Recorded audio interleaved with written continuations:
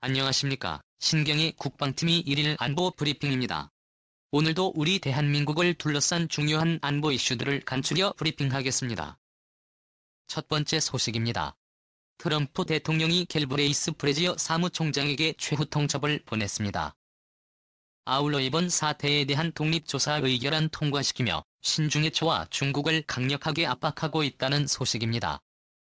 또한 트럼프 미국 대통령이 현지 시각 19일 테드 로스 갤브레이스 블레이저 사무총장에게 선실의 분려가 중국으로부터 독립성을 갖고 있다는 증명을 내놓지 않으면 자금 지원을 영원히 중단할 것이며 미국의 회원국 탈퇴도 검토할 것이라고 공개 서한을 보내왔습니다.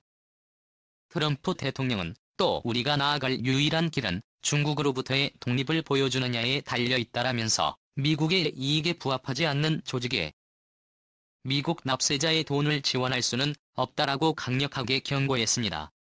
이에 앞서 트럼프 대통령은 18일에 7월 중국의 꼭두각시라고 강력 비판한 바 있는데요. 연간 4억 5천만 달러의 분담금을 내는 미국보다 연간 3,800만 달러의 분담금을 내는 중국에게 편중된 플래시 정책을 비난하며 게바레이수스 총장에게 지속적인 개선을 요구해왔습니다. 미국은 이번 총회에서 유럽연합과 호주 등 우방국들과 함께 이번 바이러스 사태의 독립조사 의결안을 통과시켰는데요. 이번 결의안 통과에 따라서는 이번 바이러스 사태 전반에 대해 중국 정부의 책임 여부에 대한 조사에 들어갈 예정입니다. 미국의 이 같은 공세적 조치에 중국은 강력하게 반발하고 있는데요. 과연 자신의 운명을 손에 쥐고 있는 중국을 개발해서 성장히 할 수 있을지 귀추가 주목됩니다. 이번 더블라즈 총회에서 미국이 폭탄 선언을 했습니다. 30일 중국에 대해서 이제 중국과 안 다르겠다라고 할 수 있는 신뢰할 수 있는 증명 내놔라. 그렇지 않으면 우리 또한 이자 폭탄 선언한 겁니다. 미국이 4억 5천만 달러를 내니까 미국이 만약 돈을 내지 않으면 사진을 찍고 수많은 직원들이 있고 많은 사업을 해야 하는데 직원들 월급조차 못 줄 형편이죠. 그렇기 때문에 아마 미국이 돈을 안 주면 그러면 중국이 통 크게 그럼 내가 낸 게 이렇게 나오던지 아니면 아예 파탄 나던지 둘 중 하나겠죠. 그러면 이제 미국은 우리 빠지겠다 이런 그러면서 새로운 기구 만들자. 또 이렇게 갈 수가 있는데 이에 에이수스 총장 같은 경우는 아시다시피 이디오피아 출신입니다.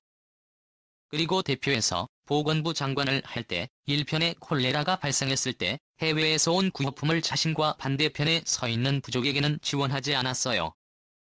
그래서 수많은 사상자가 발생했습니다. 그런데 그 부족 기파들이 지금 정권을 잡은 겁니다. 이제는 세우지 말라고 하지요. 그래서 만약에 지금 사무총장에서 조기 낙마를 하든지 사무총장 임기를 다 채우든지 해서 이렇게 돌아갈 수가 있을까? 가면 바로 그냥 시행되지는 않을까? 이런 우려를 하는 사람들이 많습니다. 그래서 이게바레소스가 현재 상태로는 이레이저 사무총장을 그만두면 중국으로 망명하지 않을까 이런 예상들을 많이 합니다. 왜냐 그러니까 안전할 것 같으니까 어쨌든 이 코로나 바이러스를 통해서 블레이저가 중국에게 얼마가 핸들링을 받고 있는지 우리는 지금 답하고 있습니다. 이 상황을 흔들기 위해서 바꾸기 위해서 미국이 지금 노력을 하고 있는데 부디 어떤 특정한 나라의 명령에 따라서 방침에 따라서 움직이는 국제기구가 아니고 정말로 인류 평화와 더불어 저 같은 경우는 보건부 보건개통 이기 때문에 우리 인류의 평화 그리고 인류의 안전을 위해서 건강을 위해서 노력하는 그런 조직이 되어주길 바라고 사무총장이 정말 이렇게 뻔뻔스럽게 어떤 특정 나라의 리모컨 조정을 받는 누가 봐도 그런 사람이 사무총장이 되는 이런 일은 없어야 되겠다라는 생각을 해보고요. 코로나 바이러스가 제대로 명백백백하게 밝혀주길 바랍니다. 미국이 이번 총회에서 이것을 독자적으로 제대로 조사할 수 있는 결의안을 냈기 때문에 아마 애초 차원에서 이제 조사에 들어가는 그런 결과가 나올 것 같습니다. 두 번째 소식입니다. 참 황당한 소식인데요. 우려스러운 소식이기도 하고요. 북한이 올해도 심각한 식량 부족 현상에 몰릴 것이며 대량 아사 상태가 예상된다는 소식. 매년 계속되는 관측인데 북한은 용케 살아남고 있습니다. 통일부가 19일 기자들에게 브리핑에서 북한이 올해 대규모 식량 부족 현상을 겪을 것이며 그 규모가 무려 86만 톤에 달한다는 입장을 내놓았다. 통일부 당국자는 지난해 농업진흥청이 발표한 작년 북한 곡물 생산량은 464만 톤 정도인데 이는 최근 3년 평균 곡물 생산량인 369만 톤보다 적은 수준이다라고 밝혔습니다. 이 당국자는 북한의 통상 연간 곡물 수확량은 약 550만 정도인데 작년 생산량이 453톤에 불과해서 올해도 북한의 식량 부족 상황은 지속될 것으로 보인다라고 밝혔습니다. 식량이 무려 86만 톤이나 부족하다는 것은 고난의 행군이 절정기에 달했던 1996년의 만 톤 부족 상황보다 더 심각한 상황인데요. 당시 북한은 외부 지원을 받아서 겨우 연명했지만 1995년부터 1958년까지 300만 명에 가까운 아사자가 나올 정도로 극심한 식량난을 겪었던 바 있습니다. 세계식량기구의 자료에 따르면 북한은 지난해와 2018년에 각각 159만과 64만 톤의 식량 부족 문제에 직면할 것으로 추정되는데요. 최근 외화 부족으로 외부 식량 수입도 크게 줄어든 북한이 어떻게 연명하고 있는 것인지 식량의 출처에 대한 의구심이 확산될 전망입니다. 이 사진에게 고난의 행군 시대 북한에서 나온 사진들입니다. 이렇게 해서 연간 50만 톤 30만 톤 부족해서 북한 사람 300만 명이 굶어 죽었습니다. 이때 태어난 사람들은 영양 부족으로 키도 안 크죠. 그래서 지금 이 고난의 행군 시기에 태어나서 군에 입대한 사람들이 지금 군에 입대하는 시기인데 지금 굴에서 북한 군 입대. 손님이 149예요. 남자가. 왜 꼴을 이렇게 영향을 못 얻었으니까 성장을 안 하는 것이죠. 그 정도로 북한이 어려웠었습니다. 그런데 지금 북한은 식량 사정이 이때부터 하다는 겁니다. 전쟁 같은 경우 다치지 않아도 부족해서 유엔 식량기구에서 와서 이렇게 하면 큰일 난다 해가지고 그때 우리 쌀 5만 톤 지원하고 있지 않습니까? 그런데 북한이 우리 쌀 돌려받았어요. 아만다 그랬어요. 그런데 북한에 이 정도로 굶어 죽는다는 이야기가 없습니다. 그리고 지금 보이는 북한의 사진들이나 이렇게 봤을 때 이런 사진들은 잘 안 나와요. 물론 이때도 장마당이라는 것이 활성화되어 있지 않던 시기였고 지금은 장마당이 활성화되어 있어서 스스로 외부에서 밀수 이런 여러가지 경로를 통해서 식량을 조달하기 때문에 통계에 잡히지 않는 식량들이 있을 수 있다라는 평가를 할 수 있죠. 이렇게 해서 이때만큼 심각하게 굶어 죽지는 않는다라는 것인데 아무튼 북한 전체의 550만 톤 수요에 비해서 공급이 사회에 14만 원밖에 안 된다. 그래서 80만 톤에 모자란다. 우리 대한민국 국민 5천만 명이 1년에 먹는 쌀의 총량은 62만 톤입니다. 우리는 쌀 외에 밀도 먹고 많은 걸 먹죠. 고기도 먹고 그러다 보니까 밥을 작게 복제 요즘은. 많아도 오늘 아침에 쌀을 먹지 않고 밀가루 음식을 먹었습니다. 그렇듯이 우리가 물론 쌀을 적게 본다.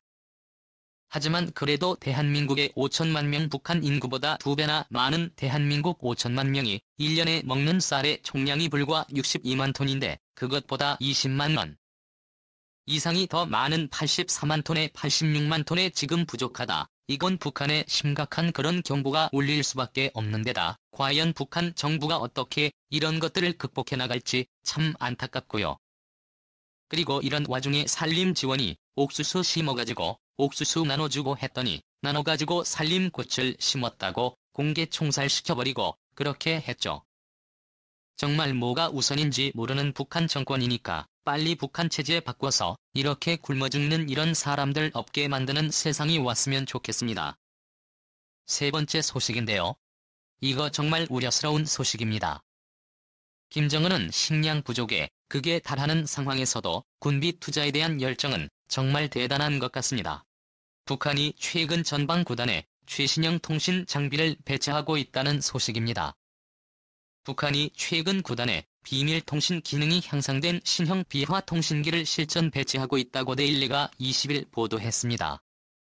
데일리 NK는 북한 군 소식통을 인용해서 최근 북한군이 180으로 명명된 신형 비화 통신기를 배치 중이며 이는 적의 도청에 대비해서 주파수 도약 기능을 추가한 고성능 무전기라고 전했습니다. 주파수 도약 기능이란 주파수를 무질서하고 빠르게 변화시켜 감청을 방지하는 암호화 기술인데요. 북한은 이 무전기를 이용해서 음성통신은 물론 글자와 그림 등 데이터 통신까지 가능하도록 기능을 부여한 것으로 알려졌습니다. 주목할 만한 것은 이 통신기의 크기와 재원입니다. 소식통은 이 통신의 재원을 가로 240mm 세로 380mm 높이 80mm 수준의 15개 채널을 가진 것으로 전했는데요. 이는 지난 2011년 논란이 일었던 북한 정찰 종국 산하의 무기 수출업자 무기 수출업체 글로콤이 말레이시아에 판매한 250 무전기와 유사한 재원입니다.